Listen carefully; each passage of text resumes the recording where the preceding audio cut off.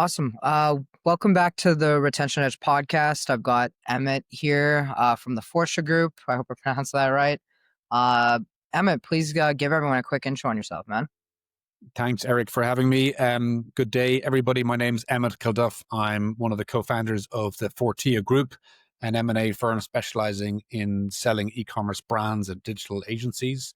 I've been doing M&A for 25 years now. I've done over $20 billion worth of deals since the year 2000. Even before that, I did a master's in e-commerce when it wasn't really a thing. So I've been focused on e-commerce for a long time, and M&A is my specialty. And how did you go about starting, the whole, you worked in investment banking and acquisitions and all of this, and you kind of dove into not even just the selling of e-commerce businesses and these large businesses that go for hundreds of millions, if not billions of dollars, but you're also helping small and medium-sized businesses doing as little as, $5 million in revenue. So how did you kind of end up jumping into that niche, I guess? Yeah, it's an interesting question. I think at the start of COVID, a friend of mine introduced me to a guy called Carlos Cashman. My friend Tom went to Carlos's wedding, was a great friend of Carlos Cashman. Carlos Cashman, for those that don't remember that name, it's a catchy name, but he was the founder of Thrasio, which was the first roll-up of e-commerce businesses. And I got to speak to Carlos when COVID was coming and e-commerce was going crazy, and I couldn't resist doing something in the space. There was so much activity. No. I'm not an operator of e-commerce businesses. I wouldn't know how to operate one or market one, but I did know M&A, and so I decided that there was an interesting opportunity to be in the middle of all these acquirers and all these sellers, and to give a Wall Street level of advice to the sellers to make sure they get the best terms. So trying to really raise the bar for smaller firms. That was the opportunity. Very few advisors at the smaller end have had proper Wall Street, Morgan Stanley type experience. So that sort of my background credentials has really helped me establish the firm over the last sort of 5 or 6 years. Why do you think there's so few people in this space with the expertise that you kind of have, especially for these smaller businesses? Why is there this gap in the market, I guess? Look, you can make more money doing bigger deals, I think is one way to answer that. But it is much more competitive as you go up the chain. In terms of fighting for bigger deals, you're competing against big firms like Morgan Stanley, Goldman Sachs, JP Morgan. We decided to really focus in on e-commerce as our specialty. So we have one of my co-founders ran e-commerce for Water Wipes, the largest baby wipe company online. So he really understands e-commerce businesses, and he worked for an agency before that. So we've decided to really pick our niche and own it. And that can be very lucrative then in terms of winning lots of deals and doing lots of deals. And look, we enjoy the sector. As I mentioned, I did a master's on the topic in 25 years ago. So, I wouldn't enjoy selling oil and gas companies, but I do enjoy working with e-commerce companies. So we've decided to focus in on that area. And I guess who are the ideal businesses that you guys would like to work with, right? Yeah. I think I saw somewhere it's like as little as $5 million a year or something like that. But who are those ideal businesses? Because there are, hundreds of different business owners that could be listening to this in the e-commerce space.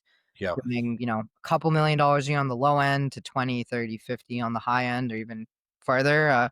Who are those ideal people, and why do you, and Yeah. what do you use to determine who that ideal person is?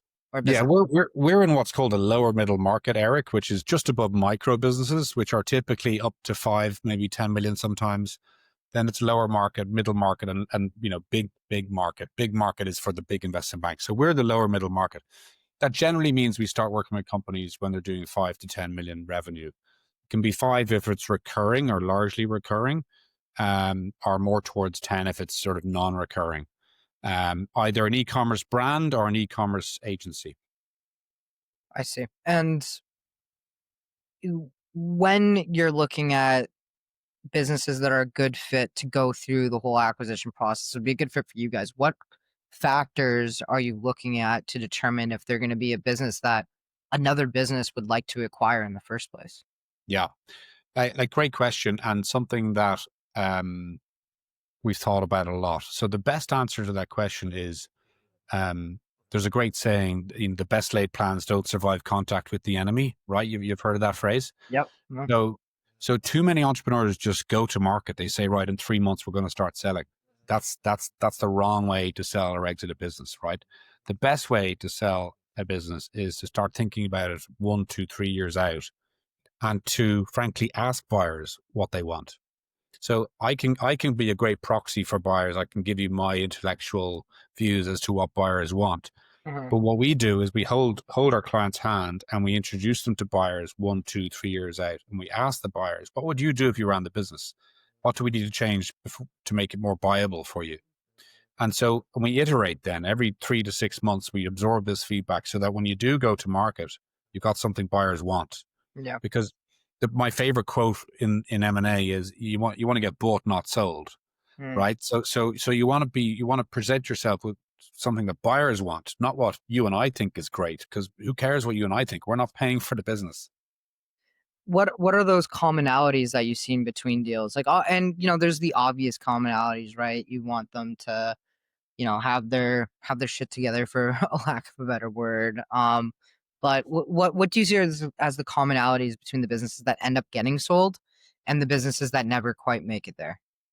So the scary statistic is that 80% of businesses that come to market don't get a deal, right? So there's a graveyard of failures that just waste loads of time trying to get a deal done.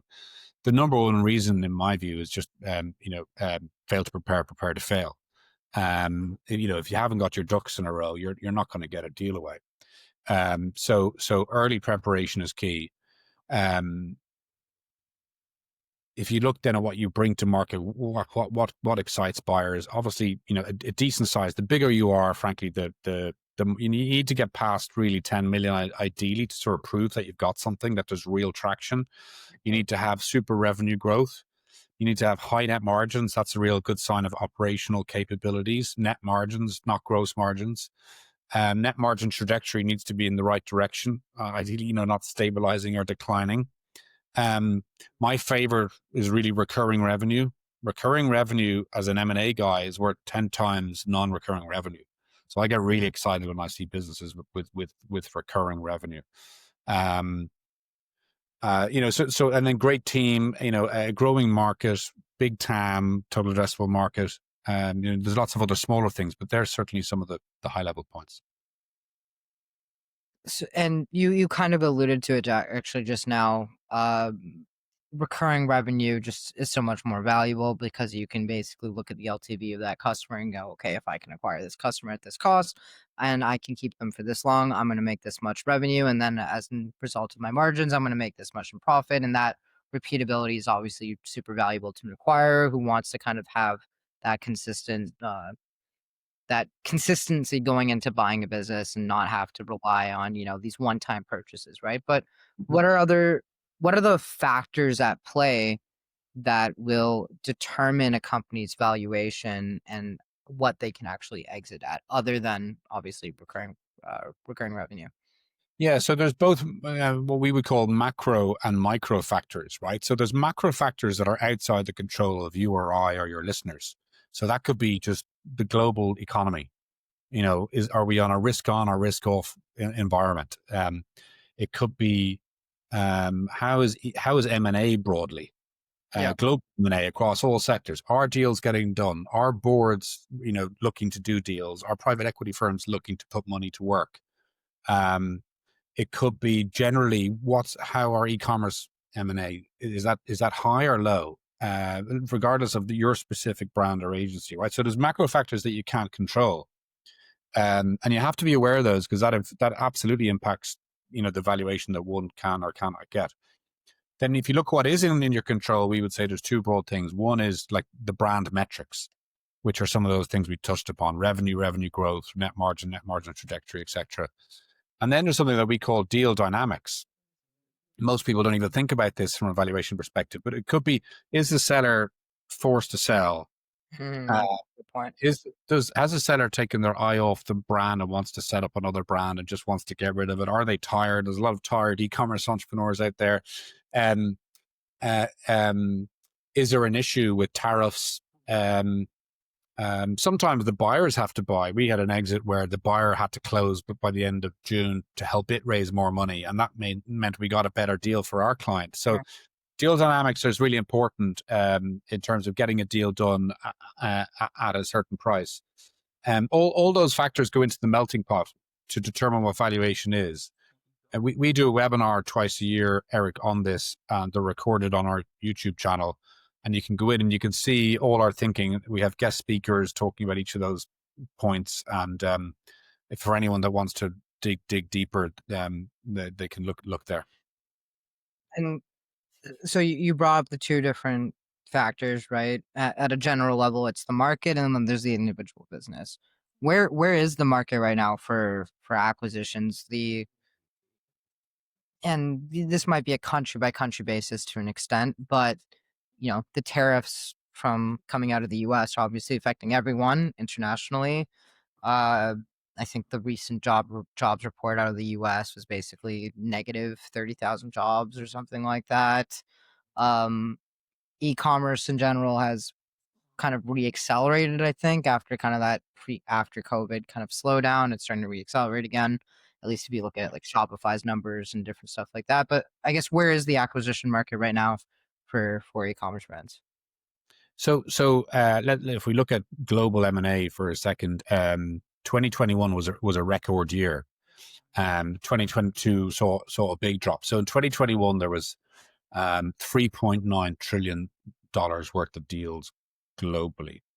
That number declined to 3.6. I'm sorry, 5.9 in 2021, went to 3.6 in 2022, dropped again in 23, went up slightly in 2024, and should rebound slightly this year. So 2025 should be a little bit above 2024, but it's still sort of uncertain territories. Look, the key driver for global M&A at the moment is interest rates, and we all thought that they would be coming down more sooner, and that hasn't happened. So that's the key driver. There's a strong inverse correlation between interest rates and M&A volumes. Mhm. If we bring it to our sector in e-commerce, tariffs has thrown a massive spanner in the works. Right in Q2, April this year, to me, was the worst month to try and do an e-commerce deal, because if you're a buyer, you wouldn't press the green light on doing a deal because there was so much uncertainty depending on the supply chain and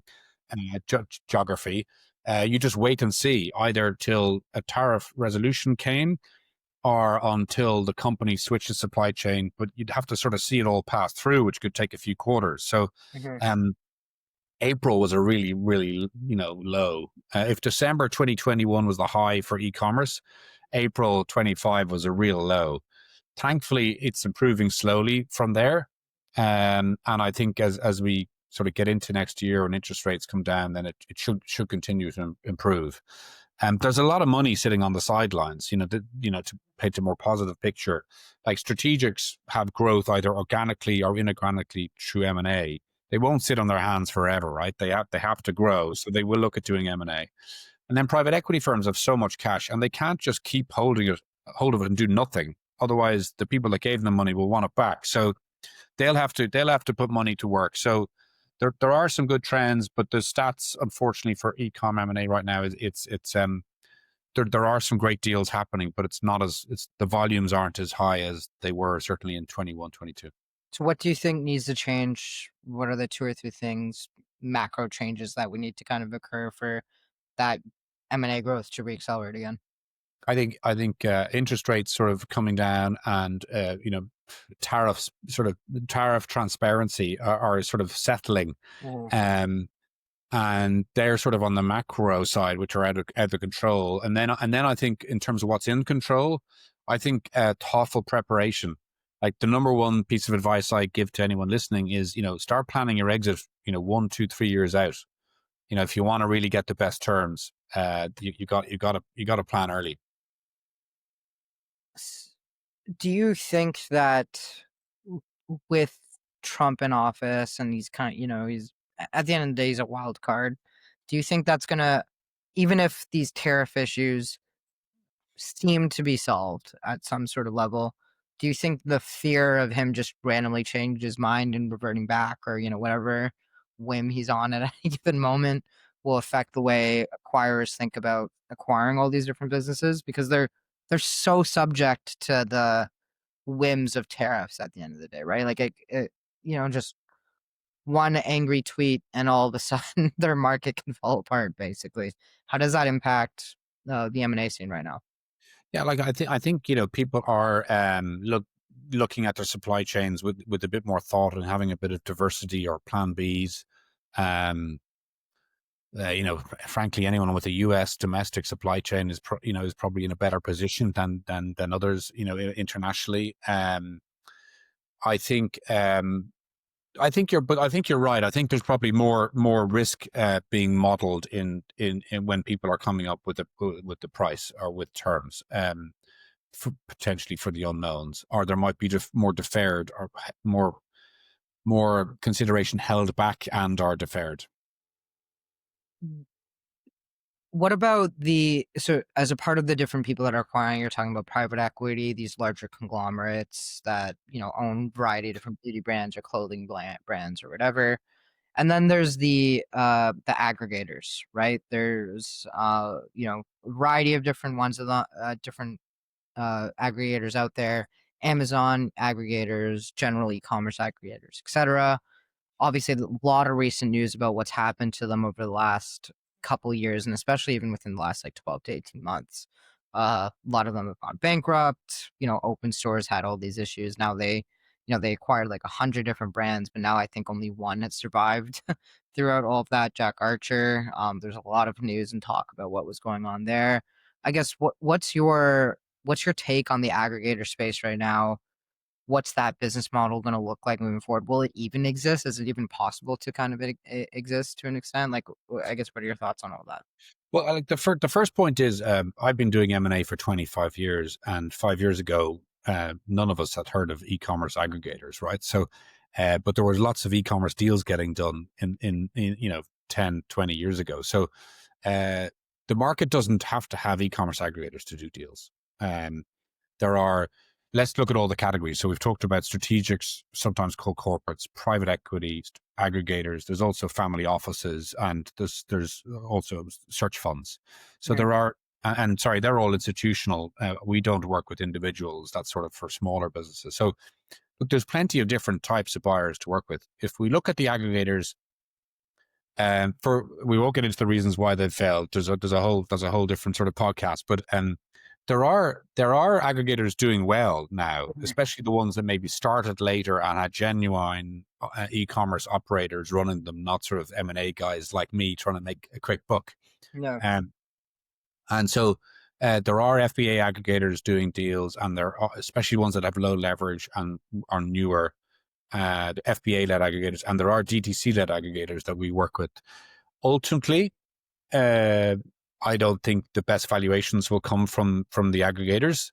Like the best valuations typically come from strategics, but they're oil tankers, right? They move incredibly slowly, which goes back to my prep point, right? So if you want to sell to a really big strategic or even a small strategic, there's small, medium, big strategics, you've got to be like getting on their radar 1 year out, and started to flirt, date, marry is another one of my famous favorite quotes, right? Just like a personal relationship that has longevity and will be a marriage made in heaven, right? It doesn't happen overnight. You're not going to go to It's gonna Vegas. see your metrics and see how pretty you look and go, okay, I want to marry you instantly. There's a courting process involved. I want to Yeah, trust you. yeah. Who's Trust. the best partner? You gotta flirt with a few and have dates with many before you find your right partner. And the chemistry needs to be great because you're gonna have to live with these people. There'll probably be an earn out, and you want to have trust in the buyer.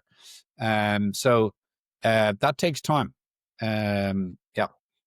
What do you think are the commonalities among the aggregators that have done well and will continue to do well versus the ones that kind of fizzled out? And I think you kind of alluded to it a little bit there, which is some of them came in looking at it purely from an M&A standpoint. There's, these M&A guys came in and decided they wanted to roll up all these e-commerce brands into, one business. And to an extent, if you're not a seasoned e-commerce operator, you can't just buy an e-commerce business and have it run on autopilot. You need someone to manage and maintain that brand and Yeah. refine the ads and SEO and CRO and a million different inventory, which is kind of the death of half of e-commerce brands, anyways, most of the time, and all these other issues. Well, I guess what do you think are the commonalities for the ones that are going to continue to succeed moving forward? But I think first of all, the DTC led aggregators have done better than the FBA led aggregators. Hmm. Um, within DTC, it's those that have done fewer, bigger deals seem to have done better. You Interesting. referenced one earlier on that did like 100 micro deals. How do you organize all that? That's really tough for post acquisition integration and so on. Um, I think then, so fewer bigger deals is definitely, and buying, the acquirers that bought brands with a capital B, not commodity products like spatulas, right? And ultimately then you're going to compete as a race to the bottom line versus the Chinese and others manufacturers. So, Yeah. I think those that didn't take on too much debt, because that was like, that killed a few aggregators. Those that operated their own brands as a starting point for several years before COVID, and then said, right, we're great operators, let's go raise money to buy more, like genuine operators, they've done well. Those that raised money but didn't spend it too quickly were careful and thoughtful, and their investment committees were prudent. And then, there's other factors like picking the right sectors, right? So, certain sectors were great during COVID that aren't great now, and, and vice versa. So look, you need a bit of luck in business overall. You've got to, you need to buy in the right sector, buy at good prices, have a great team. There's a lot of things that go into that. But from an aggregator perspective, like aggregators have been around in other sectors for 50 years, right? There's a Canadian firm that's famous for rolling up hundreds of software firms. It's Yes. incredibly successful listed company. So the concept of aggregation or roll up makes a lot of sense. But those that started sort of 6-7 years ago, they had it all against them really, because it went against them after COVID. That they had too much debt, they bought crap, and it just blew up. The the other side for these e-commerce businesses that want to get acquired, the ones that are going to do the best, we talked about it a little bit earlier, around uh recurring revenue, right?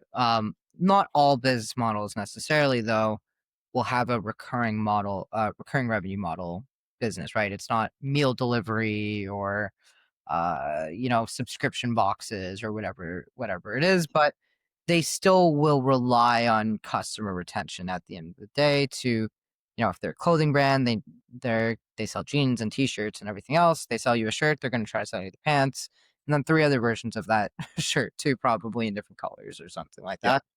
Uh, I guess with those types of businesses specifically, because we work with a lot of them, what are the different factors that you're looking at to go, okay, like this is a business that is doing really well from a retention standpoint and will be really attractive to a potential acquirer? Right.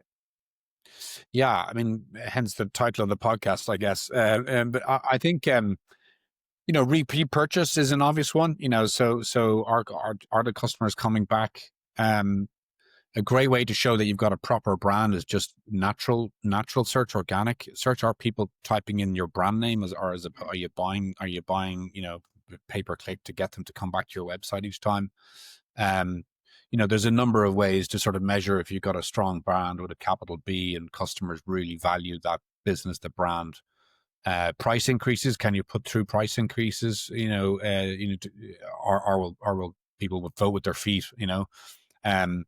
Most acquirers, the first thing they do when they buy a business, especially private equity, the first thing generally always across most sectors is to increase price. Yeah. A lot of entrepreneurs are too scared to do it, or they might think they lose customers. Most Ps just say increase price. Even if you lose a certain amount of customers, it can still be overall beneficial to the pie.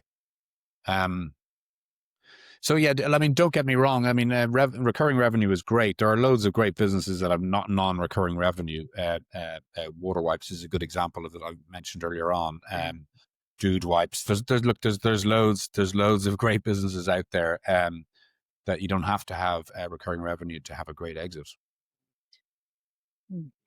W- You talked about it a little bit, like, one of the easy ways to understand if someone has a really great brand is, their organic search. What are you how deep are you looking at the ways that these companies are reacquiring or bringing back their existing customer base? And is that changing the way that their valuations play out when an acquirer comes in? Like if they are driving everything through, email and they do extremely well with email and maybe ad retargeting, but don't do so well with organic, is that going to hurt their valuation? If they have a mobile app and all the revenue is going through there, does that seem more sticky to someone than someone that's relying on organic reach?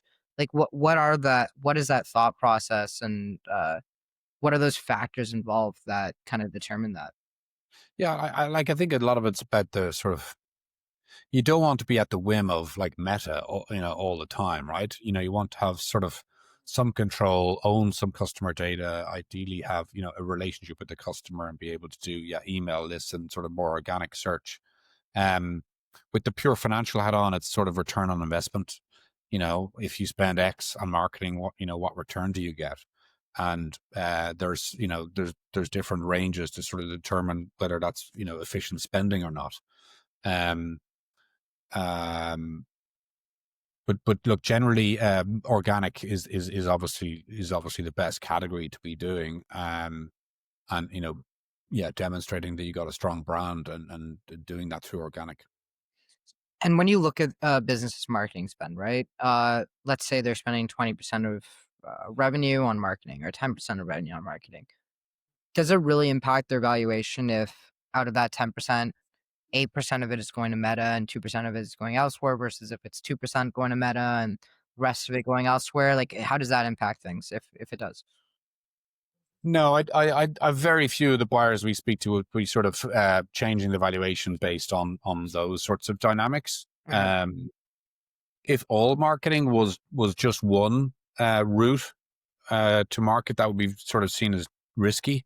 Yeah, If it was all TikTok, or just for argument's sake, that's risky because go yeah. back to your Trump comment earlier. Something could happen in the morning, and then um, diversification is important. And again, it's all about conversion funnel and seeing the maths and the return on investment. But no, it's it's not like you get an 8x multiple or a 9x multiple because of your marketing channel. Interesting. Look, I think that's everything I wanted to cover, honestly. I guess any last thoughts you want to impart on this audience? I told you about the audience already and who these people are. Any kind of last pieces of advice or anything else that you kind of want to impart on them before we head off? Yeah, one of the things that most entrepreneurs don't think about is everyone thinks that the only way to grow is organically. Mm, But I'd also just encourage entrepreneurs to think about inorganic growth themselves, i.e., which business might you be able to acquire to help turbo boost your own growth? And most people respond, well, I don't have the money. I don't want to get a loan to buy another business. And you don't always have to. It could be a paper deal, right? So you might find an entrepreneur in your category that it's doing something that's, complementary to what you do. And you might be able to say, well, look, let's, of Newco, you get X%, I get Y%. I'll run the business and we'll sell it for a greater multiple because we'll be bigger in 2 years instead of a lower multiple now separately. So there's strength in bigger numbers. Um, at the extreme level, we've seen a few businesses in the same sector come together and exit at once, right? So 4 pet businesses, say doing 10 million each, if they sell for 40 million, they're going to get a much higher multiple than each guy or girl going direct selling for 10 million. So that's something to think about. Don't be shy about being creative and ambitious and doing your own M&A.